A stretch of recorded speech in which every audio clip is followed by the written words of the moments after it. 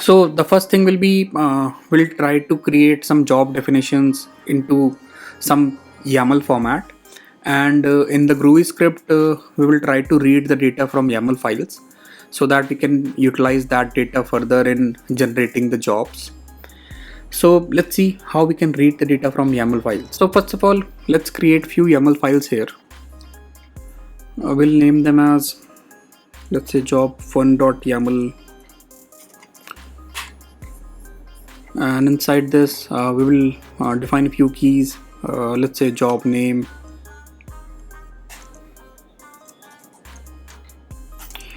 let's name it as dynamic job -1. For now, let's keep this only.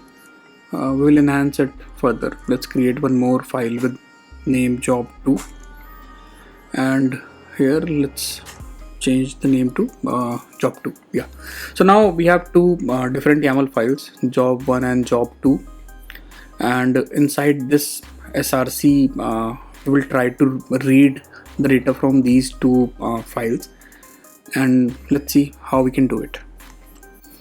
So first of all, we'll be using a plugin to read the data from YAML files, and that is Snake YAML plugin. So we just have to add this import. So it will just download this plugin for me, and once this is added, we also have to add one import for importing this plugin. So after this, I can just use this YAML to read the YAML files. So I'll create a function which will search for the YAML files inside this repository, and whatever the YAML files I have created, it will just give me a list of it, and then I will read the data from these YAML files one by one. So this is my function. Return type is ArrayList, and the name of the function is search YAML files, and I'll be passing a string keyword here. So I'll be just passing the current directory here, and inside current directory I want to search for all the files which are either ending with .yaml or .yml. So you will just see I've just initialized an empty list here, and I'm trying to look for all the directories. So eventually I'm recursively trying to search for all the files which are either ending with this or with this, and finally I'll be just returning this file list. So let's use this function and try to see how many YAML files I have. So I will have to call this function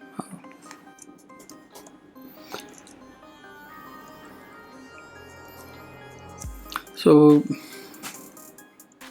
let's call this function and try to get the output in this variable, which we'll be further using.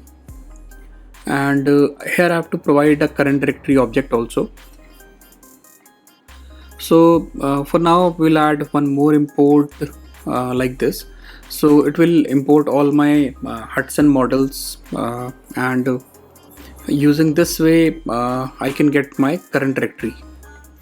So you can see by importing this Hudson model, I'm trying to get my current workspace, and this absolutize will give me the complete path of my current directory, which I'll be passing here, right? And let's see what happens. Let's try to print this also. So I will see what is happening inside this list. So for that I'll just add a for loop.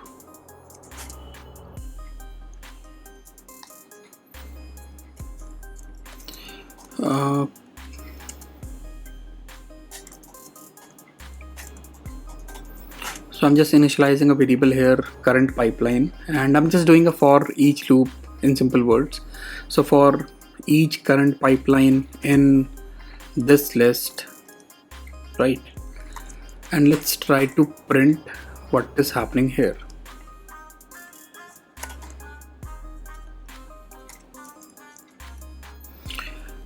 Let's add a dummy print statement also.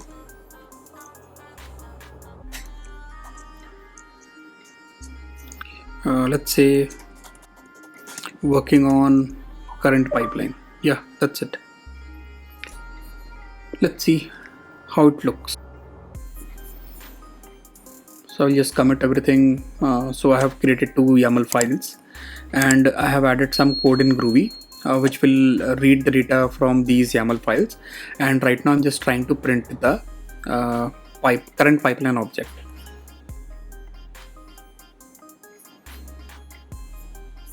So I've pushed my changes, and let's see what is happening inside my seed job. So let's wait for it to get re-triggered. Yeah, so it got triggered automatically here. Let's see the logs.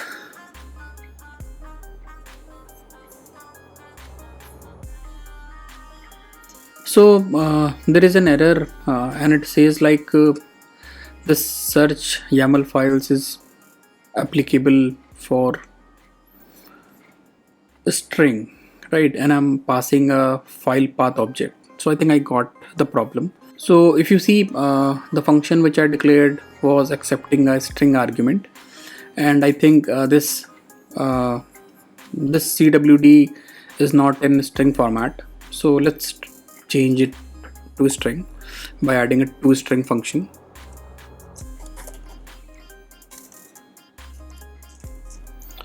Yeah, so just by adding this, this will get converted to a string object, and I think this will work now.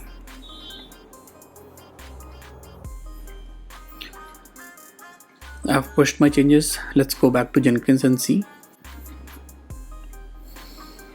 Yeah, let's go back.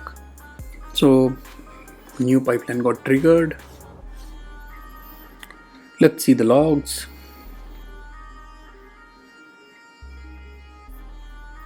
And this time it is successful, and you can see the print statement which I added is clearly visible here. So it says like working on this thing, then working on this thing.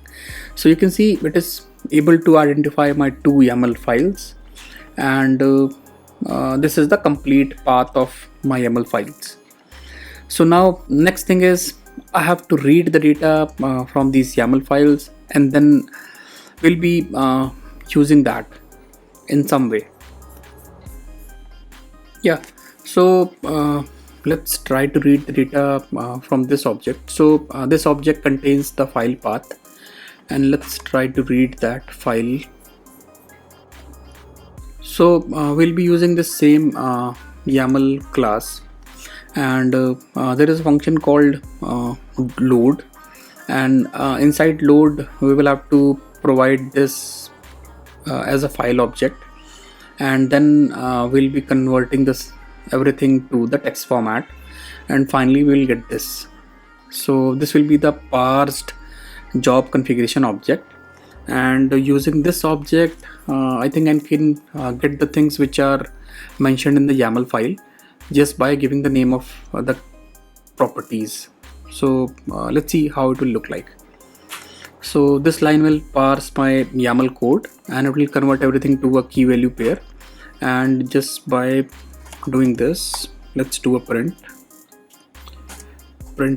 and let's say job name is, and let's add a plus here, dot job name. Now I'm just using the same key which was mentioned here, and I think just by using this I will be able to get the job name which is defined in the YAML. Let's try to run it now.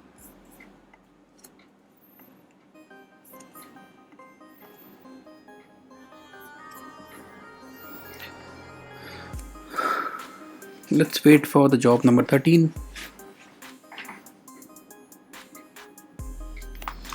So job 13 got triggered. Let's see the logs. Yeah, so you can see it is now able to read the properties which are defined inside YAML, and you can see job name is dynamic job 1, job name is dynamic job 2. So it is clearly able to read the data from my YAML files. So I have defined dynamic job 1 here and dynamic job 2 here. So this script is able to do two things. So first of all, it is searching for all the YAML files which I have defined, and after that it is also able to read the data from those YAML files. So now let's use this information and try to create some jobs using this script. So let's copy this configuration from here, right? Let's put it here. Yeah, so we'll try to just change the job name dynamically. So we'll just copy paste the same thing in place of this. So what this will do, it will run a for loop with all the YAML files which I have, and for each YAML file it will try to run this function, and this time I have parameterized the job name, so it will take the job name dynamically every time. So let's say for the first time it will take the job name as dynamic job 1. For the second time the loop will run and it will take the name as dynamic job 2. So ideally it should create two separate jobs for me with name dynamic job 1 and dynamic job 2. Let's see what happens. I will commit this again. Let's go back to a seed job. Yeah, so new pipeline got triggered, and let's see the logs. Cool. So you can see it says this time two separate pipelines got added with name dynamic job 1 and dynamic job 2, as I said, and you can see I have two separate jobs here. So let's summarize the things till now. So I will just explain this code. So I've added few imports here because I'm using some libraries below. So I have added this function which is giving me the list of YAML files. This is giving me the current working directory, and I'm just calling this function which I just defined above to get a list of YAML files inside this variable. Then I'm just adding a for loop. Inside the for loop I'm trying to parse the data or read the data from YAML, and this way I can get the data which is defined inside YAML. And what I'm doing, I'm just using this as a job template, and I have variabilized my job name here. So this way you can see I can generate as many as jobs as I can, and this will give you a flexibility. So what you have to do is you have to define your jobs in YAML format here. Just define all the necessary parameters which are needed. So let's say right now I'm just using job name, but you can also define different other parameters. Let's say repo URL, or let's say environment with list of environment. Let's say we can give it a list like this: dev, QA, prod, or you can give it any number of parameters here. And we know how to read the data from this YAML and how to use it. So similarly, what we can do, we can create a good template, I will say, and then inside that template we can just replace the values which are mentioned in the YAML file, right?